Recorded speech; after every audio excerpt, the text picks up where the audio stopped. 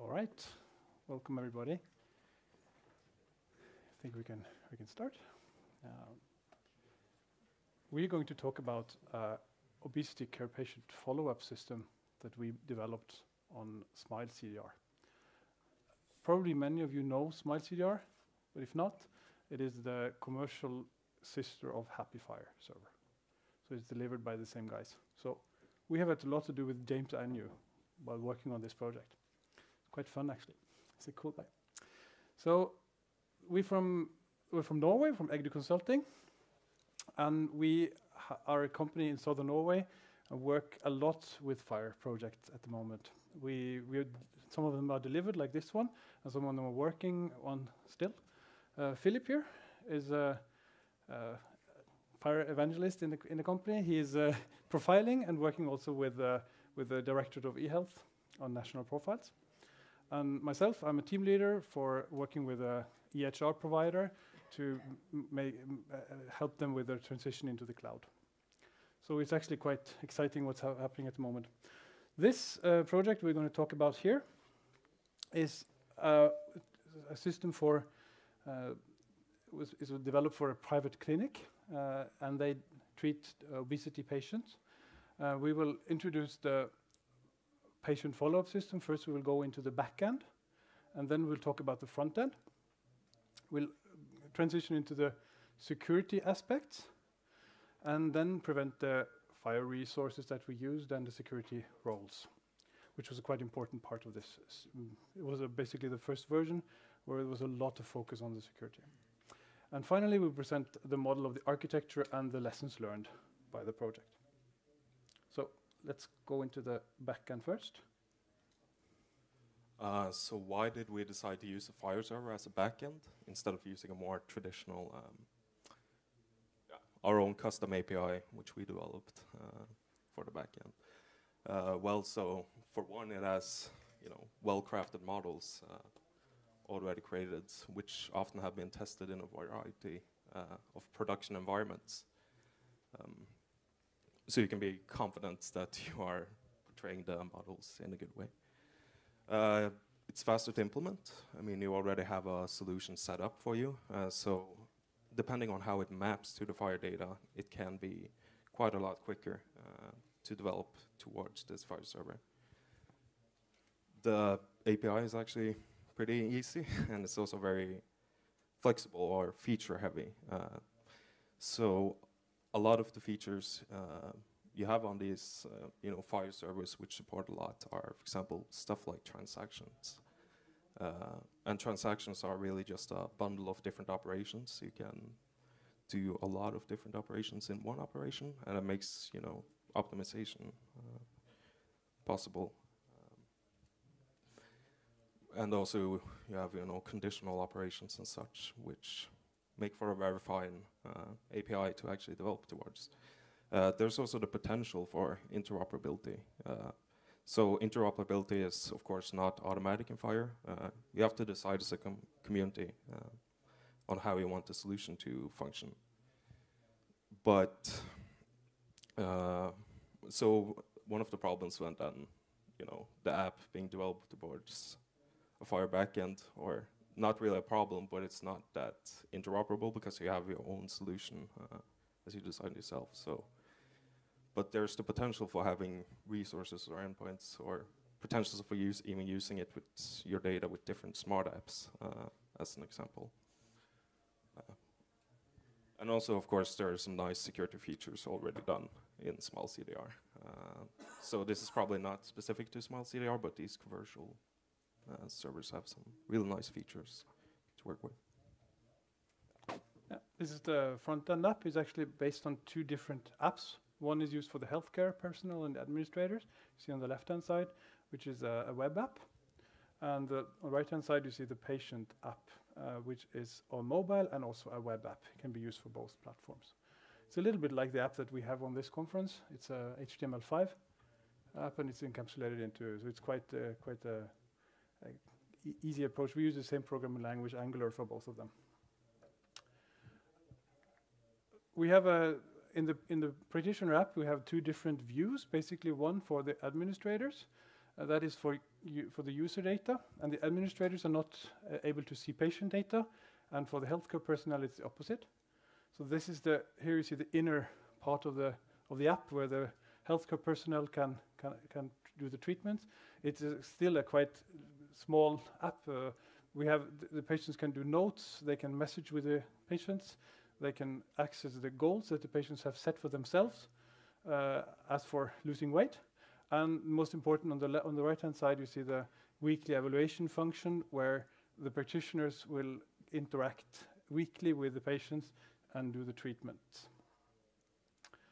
This is seen here.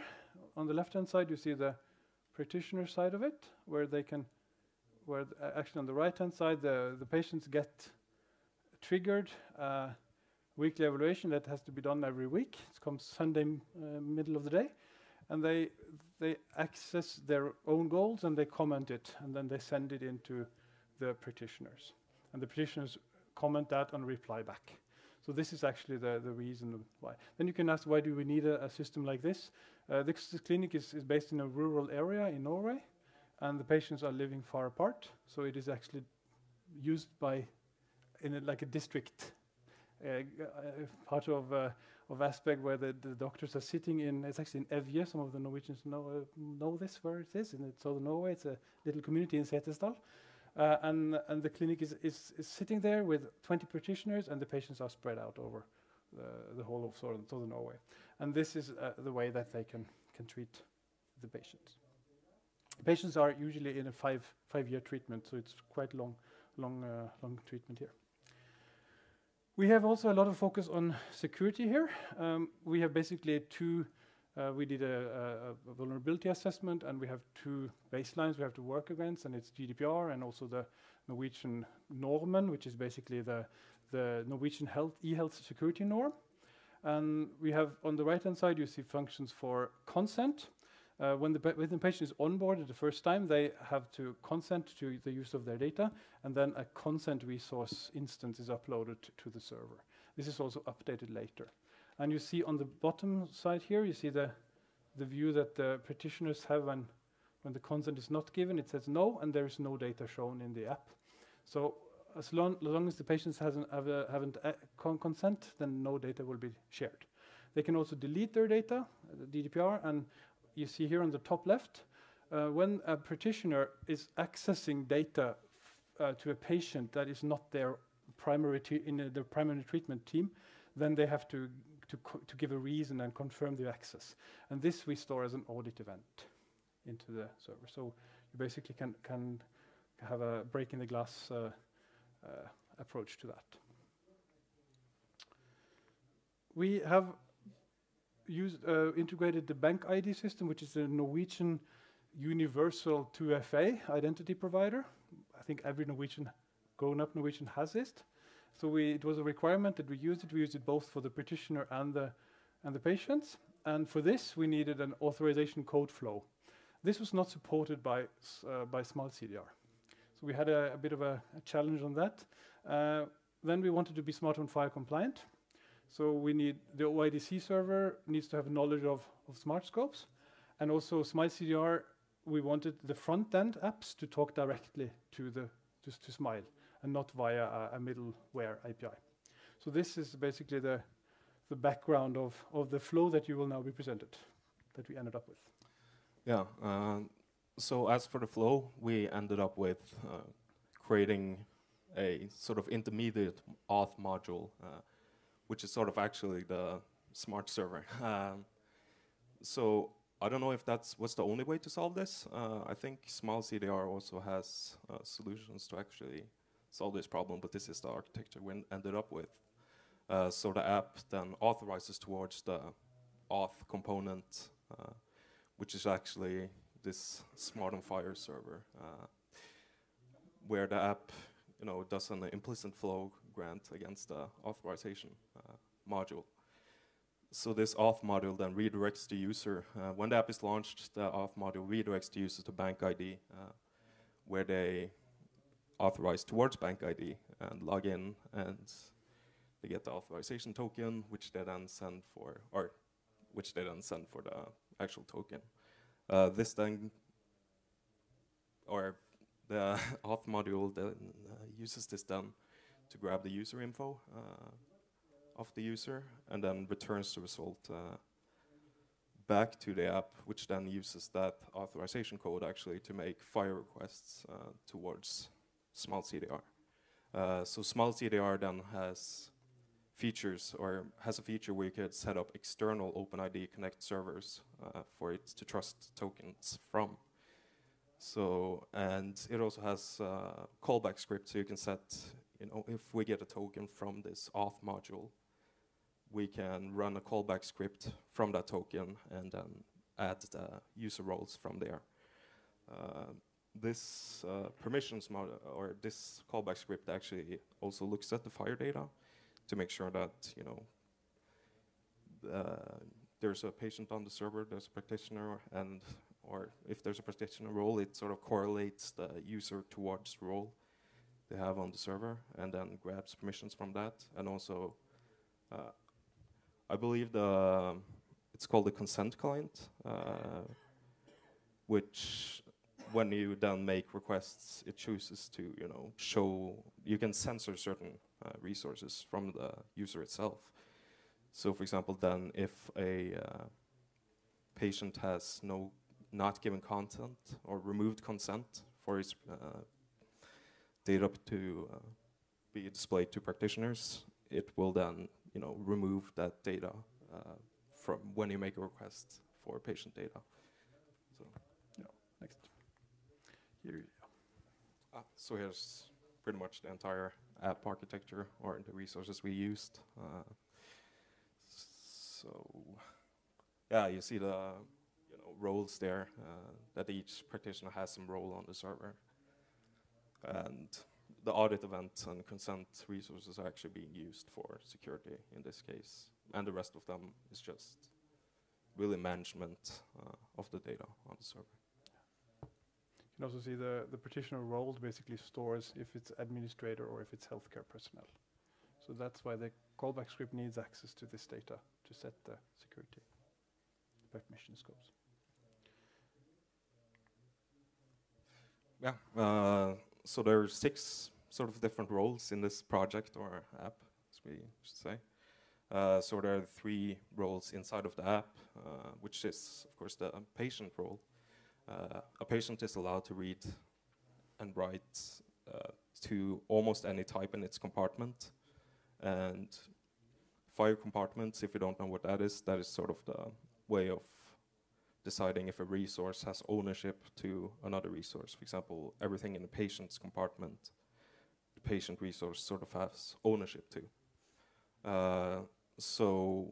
But this also includes things like the group of the resource, or the group of the patient, and we don't want, of course, write resources for the group of the patients to be given to the patient itself. So it's not, you know, everything in the compartment. Also, of course, the practitioner, which is able to read consented or patient's data if they consent, can also access their own data, of course. And the administrator, which has access to all the users, it can also, you know, create new practitioners or create new patients, but it has no access to patient data per default. So. And then the 3 lower roles, you see these are basically team roles and project roles. We have developers and system administrators, where this basically this is hosting an Azure environment, so it is more about the Azure Security, and we need 2FA access for that, of course, and also to the Smile CDR backend. And we have a policy that developers should not access patient data, but it is not possible to prevent it, but it can be policy based. The system administrators, they can, of course, have more access to the whole Azure scopes and set up users there. And the client tenants, they have actually limited access to the Azure production mode, and this is because we let them have a stop button in case of emergency. So if they see that there is data leakage, then they can log into Azure and turn off the system. And they can also access the audit logs there and see if there is some event. We use application insights so they can see basically if there is some special events going on. Here we see the service architecture. You can see the blue dotted line is the Azure environment that we host. We have a multi-tenant system where each tenant, basically, this clinic is actually selling this solution to other clinics and then acting as basically a reseller. And then each of these tenants have their own database. Needs to be separated, but we only have one instance of Smile CDR that treats all of them. So this is a multi-tenant mode for Smile CDR, but with separate endpoints. And also we use a Signicat, which is a provider for bank ED solutions, and the server for that is external to our solution. Then we have 3 different apps. We have an auth app, as Philip mentioned, which is based on C#, .NET stack. And then we have practitioner and patient apps, which are very lean Angular apps, which are basically, you would probably laugh at it. It's Azure storage, and we use static websites with a CDN. So it is really cheap, and it works because we don't have any secrets stored in them. So they're safe. But still, it works pretty well. And yeah, Smile CDR, we use a Docker container for that. Then we have also, as you can see, there is a smart app error, and this is actually a next version planning where we will integrate smart apps into the solution, and then we will integrate these directly into the Smile CDR backend. So actually, our auth app is only for our solution. Could of course be used for others, but it's only for authentication.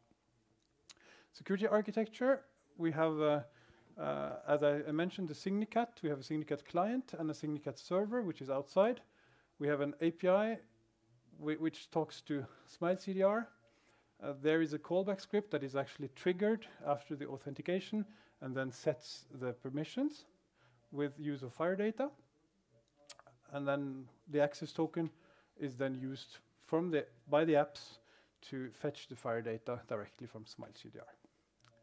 So this is basically our solution. And we have, of course, we have an IP restriction on the practitioner app that can only be used inside the office of our office and the office of the tenants.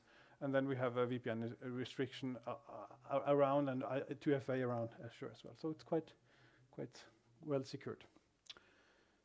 Are there any questions on the architecture or any questions that you have for our solution? Yes?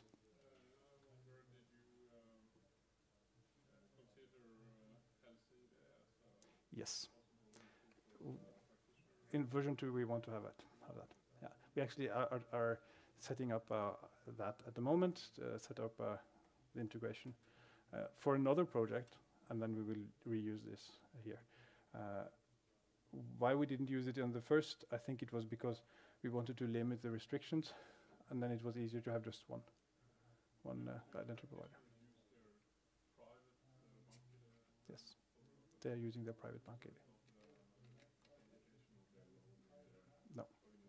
So this is also why we needed to have a very clear role on the administrator and the practitioner. So basically, the administration is setting up those roles based on the basically on the accreditation of the health personnel. So it's done in a more in a policy way in our solution. But yes, Health ID. If I do you know if Health ID is basically a Norwegian 2FA identity system, which is made by a provider called Norsk Helsenett, which is a service provider for medical IT services in Norway, and they have their own 2FA provider, which is then also connected to the accreditation of the different roles. So if for instance, a doctor is a specialist and also a specialist for several areas and also GPA, then we would have 2 different Health ID for that. So it is quite interesting to see. Well, actually, it's quite good for a solution like this, because then you can set the permissions really well when you use that. Any other question? No. So then we have lessons learned. We have 2 lessons learned first. Basically, what did we learn from this? The 2 first are easy and well. We found out that FHIR works well as a repository for for all the data that we needed. We didn't need any other storage for the data. And we also found that multi-tenancy worked well with Smile CDR. So just having one server. Actually, it was quite important to have just one because it gets quite expensive if you want to have one instance for each. Smile CDR is not cheap. It's a great product, but it is not cheap. So we needed to have it multi-tenant. Yeah. So the architecture, or first really the app was designed against the user requirements. So the app was designed originally, or actually originally we didn't even consider using FHIR, I think, when the app was designed at first. So it turns out then that the app was quite, different from the underlying FHIR architecture. Actually, there was a UX project in front of this. It was a pre-project where the UX was designed, and all the user requirements came out of that. And this was long before FHIR was decided. Yeah, so then it had to be mapped more difficultly, and which would, or you could make it easier by designing with FHIR in mind when you're designing the app, of course. So that is something for the next time. But there was also some challenges with performance because we didn't really have all the search parameters we wanted to use. So there were some cases where the searches were not really optimal, but turns out you can actually create your own custom search parameters in Smile CDR, which we didn't find out until recently. So that, would have been a great feature to add, but next time. Version 2 is coming up. Also, it was we had some challenges with integrating the external 2FA provider with the bank ID. So, yeah, as you saw there was quite a odd sort of architecture there with the auth module and all of that we had to end up using. And also, of course, the user permissions. We in the start, the authorization scripts in Smile CDR, or the authorization callback scripts in Smile CDR, didn't really have any, didn't have support for accessing the FHIR storage and looking at the underlying data and then making decisions based on the FHIR data. Luckily, though, we asked for it and they implemented it, so that was great. And they implemented it quite quick, so that was, resolved. So 3 patches later, we were up and running. So it was a little bit of a delay, but we got it up as we wanted, and the client is really happy. So that's about it. Yeah. Thank you very much.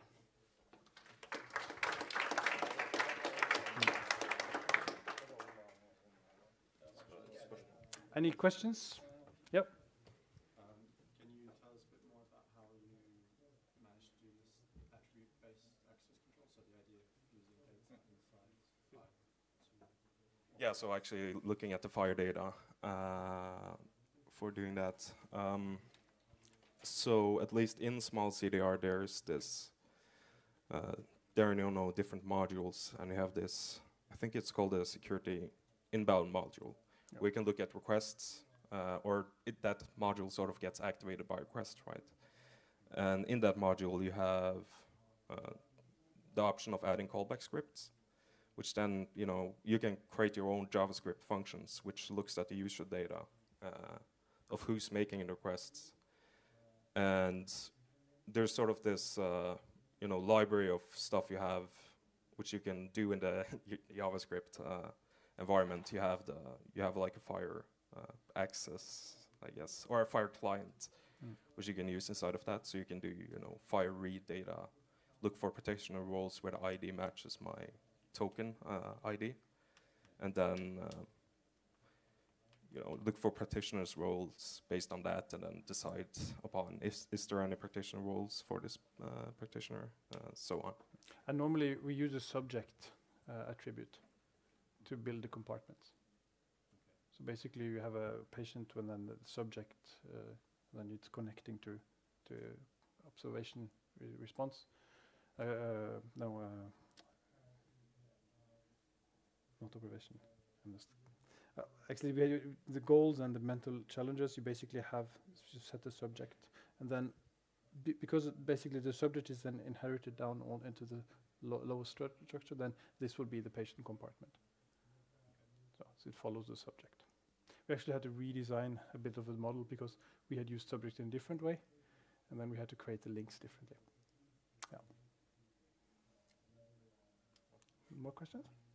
Yeah. Why you have different repositories for every tenant instead to have one shared filter? It was a client requirement. Yeah, so they wanted it to have it. One of the reasons is, actually it's two reasons. One is they're really crazy about data leakage. There should not be any mix. And the second one, that you can adjust the Azure pricing model for each database.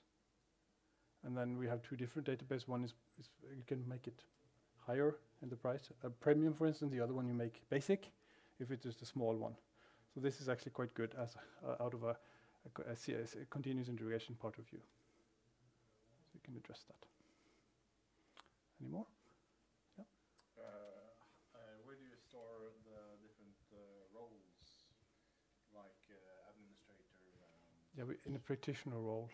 Okay. Yeah, I can show you here. Practitioner role up on the right hand side. Yeah. Mm. What happens here if you are both patient and a practitioner? You can be that. And we can also be administrator. Do you choose them when you log in? No, actually, you have two different apps. Yeah. Yeah. So you could. That's what saves it. Yeah, exactly. So you have to. You don't get an ID from that ID. No. Okay, this is what this person. And trying to log into the patient app, so look for the patient resource. Exactly. So you can mix. Question on this one. I see care plan with subject being a group. Yeah. Mm-hmm. Okay, the group of patients that all have to undergo the same care plan. Yeah, you can explain Well, why. No, so the thing is, we used the care plan resource because for the application they wanted to have different groups where each of them is being followed up, in a certain interval, like once every 2 weeks or once every 3 weeks, and that's different for each group. So that is just the way we got, the follow-up time. So follow up this group of patients once every 2 weeks. And they basically have batches coming in of, I think, 8 or 16 patients in one, and then they want to set up the intervals quite frequent in the beginning, and then it gets less frequent later. And this is why we use the care plan connected to the group. We also use the care plan connected to the patient, as you see on the right-hand side.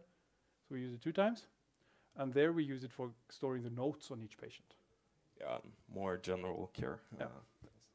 So we have 2 different users of the same resource. Yeah.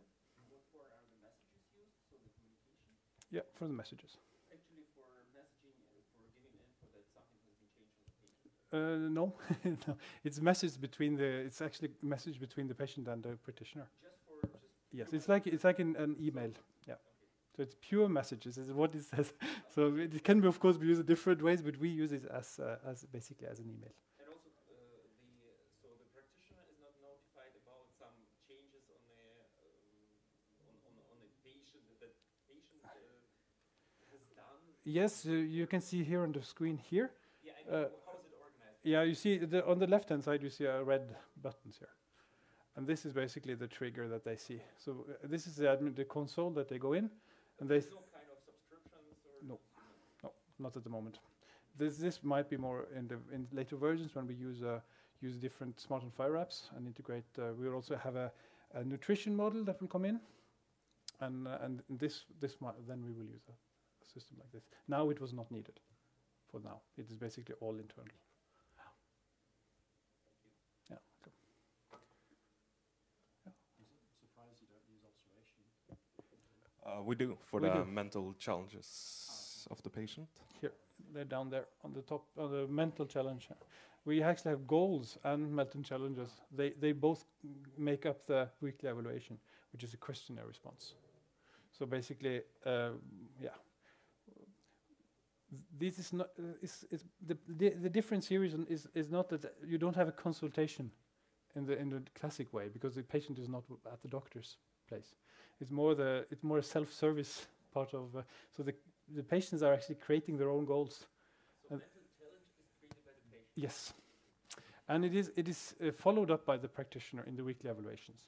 So they can see them, and also the mental challenges, the patients can decide if it's visible or not visible to the practitioner. So some of them, it's quite sensitive, some of this. So the patients might want to have some goals and mental challenges which are hidden to the practitioners, even if they have given consent, and then it cannot be seen. So it is, but it is included into the weekly evaluation eventually when it is treated, and then it will be visible to the practitioner that what the patient decides. Yeah. Okay. Thank you.